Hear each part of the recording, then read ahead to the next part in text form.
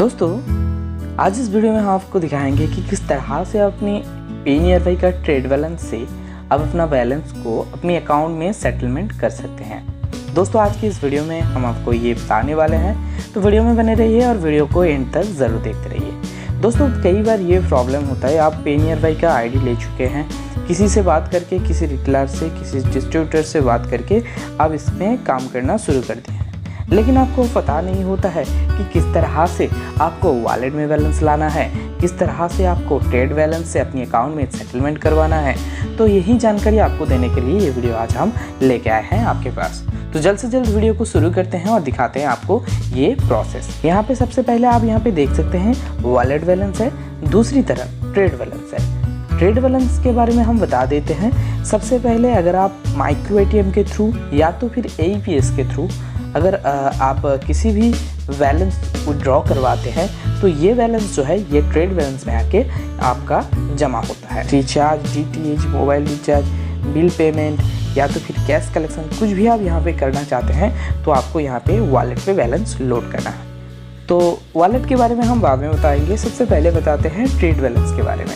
अगर आप trade balance में कैसे भी करके बैलेंस को विड्रॉ करना चाहते हैं या तो फिर अपना बैलेंस को अपने अकाउंट में लगाना चाहते हैं, अपने अकाउंट में ट्रांसफ़र करना चाहते हैं, तो आपको सबसे पहले ट्रेड बैलेंस के ऊपर क्लिक करना होता है। जैसे आप यहाँ पे ट्रेड बैलेंस के ऊपर क्लिक करेंगे, सबसे पहले आपको यहाँ पे दिखाई देगा आपका ट्रेड बैलेंस में जितने भी अमाउंट है आपको यहाँ पे शो करवाएगा।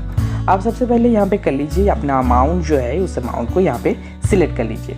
आपको यहाँ पे एक बात का ध्यान रखना है, यहाँ पे आप मिनिमम बैलेंस जो है आप यहाँ पे 10 रुपीज़ से मतलब जितने भी चाहे उतना अमाउंट को यहाँ पे ट्रांसफ़र करवा सकते हैं।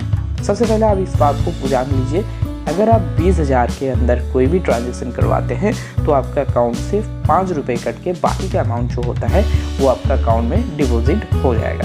अगर 20,000 के ऊपर से कोई भी ट्रांजेक्शन करवाते हैं तो आपका अकाउंट से 10 रुपये कट होके बाकी का जितने भी अमाउंट होता है वो आपका अकाउंट में क्रेडिट हो जाएगा।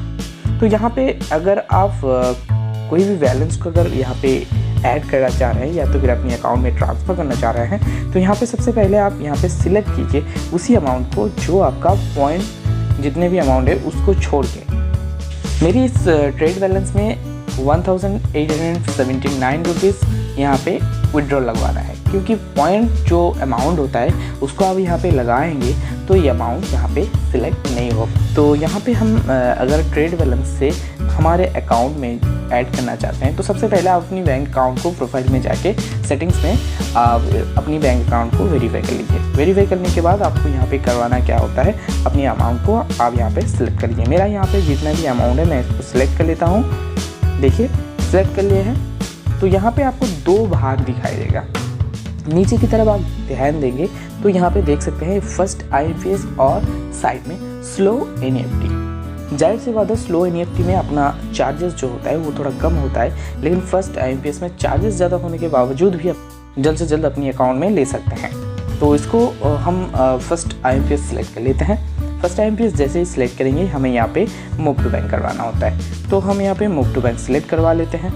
जैसे हम यहाँ पे मूव टू बैंक करेंगे, जिस मोबाइल नंबर से अपना पेनीयरवाई रिटेलर ID रजिस्टर्ड है उसी मोबाइल नंबर पे एक OTP आएगा। आपको अपने OTP जो है वो यहाँ पे एंटर करवाना होता है। तो हम यहाँ पे अपनी OTP जो है यहाँ पे एंटर कर देते हैं। OTP एंटर कर दिए, यहाँ पे हमको वेरीफाई करना होता है। वेरीफाई करने के बाद आपको देख सकते हैं यहाँ पे आप कितने का अमाउंट जो है अपने अकाउंट में अपने खाते में लेना चाह रहे हैं, तो आप श्योर हो जाइए। उसके बाद अपना यहाँ पे कंफर्म करके ट्रांसफ़र कर लीजिए। तो हम यहाँ पे कंफर्म करते हैं। कंफर्म करने के बाद आप यहाँ पे देख सकते हैं यहाँ पे ट्रांजेक्शन सक्सेसफुल दिखाया जा रहा है। तो ये अमाउंट जो है हमारे इस अकाउंट में क्रेडिट हो चुका है।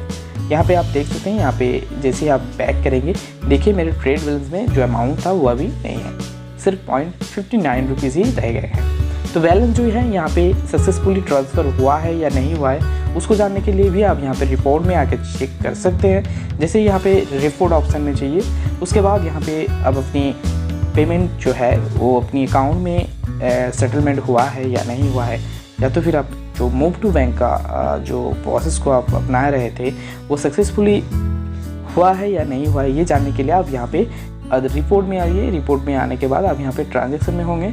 उसके बाद आपको साइड में दिखाई देगा अदर्स का ऑप्शन, अदर्स में आ जाइए। अदर्स में आने के बाद यहाँ पे मूव टू बैंक रिपोर्ट्स में आके अपनी रिपोर्ट को चेक कर सकते हैं। देखिए आज की डेट में मैंने इस छोटी सी अमाउंट को मेरे अकाउंट में ट्रांसफ़र किए हैं, और इस अमाउंट को ट्रांसफ़र करने के बाद ये अमाउंट जो है हमारे खाते में ये 5 रुपये कट होके बाकी का अमाउंट जो है 1874 रुपये ये डायरेक्टली हमारे अकाउंट में सक्सेसफुली ट्रांसफ़र हो चुका है। दोस्तों वीडियो को देखने के लिए बहुत धन्यवाद। अगर आप इस चैनल पे नए हैं तो चैनल को जरूर सब्सक्राइब कर लीजिए। सब्सक्राइब करने के बाद बेल आइकन को जरूर प्रेस कीजिए। इस टाइप का लेटेस्ट टेक्नोलॉजी टाइप वीडियो जैसे मैं अपलोड करता हूँ तो सबसे पहला वीडियो का नोटिफिकेशन जो होता है वो आपके पास आ जाए। तो दोस्तों वीडियो को देखने के लिए बहुत बहुत धन्यवाद। मिलते हैं अगले वीडियो में, तब तक के लिए बाय बाय। सेफ रहिए, स्वस्थ रहिए और मिलते हैं अगले वीडियो में।